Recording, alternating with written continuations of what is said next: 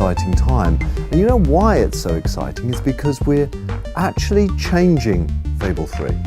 We're moving more towards the action-adventure and we're diminishing a little bit the RPG. We still love RPGs, we still adore RPGs, but we also love the drama and the excitement that action-adventure games bring. We've got a completely new GUI system. I know this sounds boring, but those two-dimensional lists that role-playing games have, I hate. The GUI is new for Fable 3 in that it's going to be 3D and interactive in a very 3D environment. So you'll be able to walk through the GUI and treat it as if it's just another part of the Fable world. Here's a level that's had a little bit of polish put into it with nice buildings which pop up to show you that you can have a little look at them.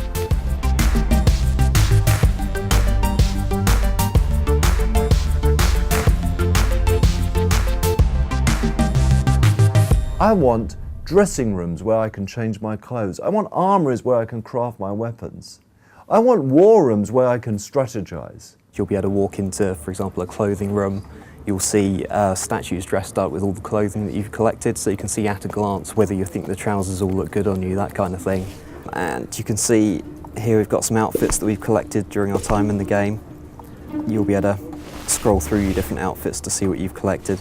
And then just in real time I can just have a quick run around, see if I like it. One of the things about Fable is the humour.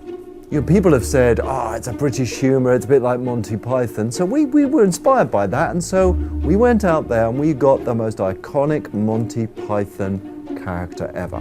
John Cleese is one of the major players in Fable 3. Okay. Now I've got some strange man in here who's moving around.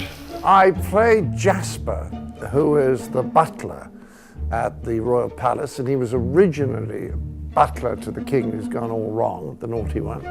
And now he is the great and faithful and loyal attendant on the young fellow who's going to become the hero, or the young girl who's going to become the heroine. The bottom half of your chicken suit has arrived, and I've prepared it for you. Yes, this is exactly the sort of future I imagined for myself when I got into butling. He's a little formal because he's an old-fashioned British-style butler, but the warmth and the emotional identification with the hero or heroine is very strong. Ah, a new mask. You'd be completely anonymous wearing this on your face. Wear it anywhere else on your person, I expect you would achieve exactly the opposite effect. Your butler will be very unique to you. He's recording more lines than almost anyone else in the cast because of that. After that, you are to continue your combat training with Sir Walter. You start Fable 3, it's kind of like you started Fable 1 and Fable 2. You start fairly powerless, and what you've got to do is you've got to bring together followers to overthrow this tyrant king.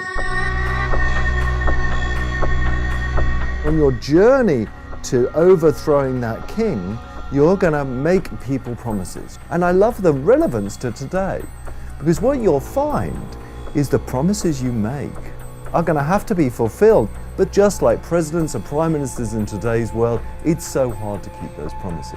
The trouble with most leaders is that ultimately they just want to be in charge.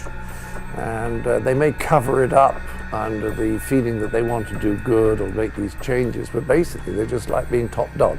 And then about halfway through the game, you become king or queen. You rule Albion. It's that feeling of power, of dominance. You know, we've all asked ourselves this question, well, if I was in control, I would change this. Well, now with Fable 3, you have that choice.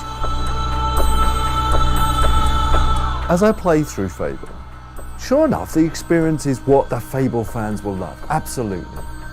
But also, there's an element of uniqueness here, which I feel lots more people enjoy. There's drama, there's emotion, there's a feeling of power, there's excitement. And I think we are really learning to blend all that stuff together and deliver an experience in Fable 3 that really hasn't been seen before. And so you have gathered every last piece of the lady's pajamas. Gosh, that would make an excellent closing line for a novel, wouldn't it? A great cliffhanger.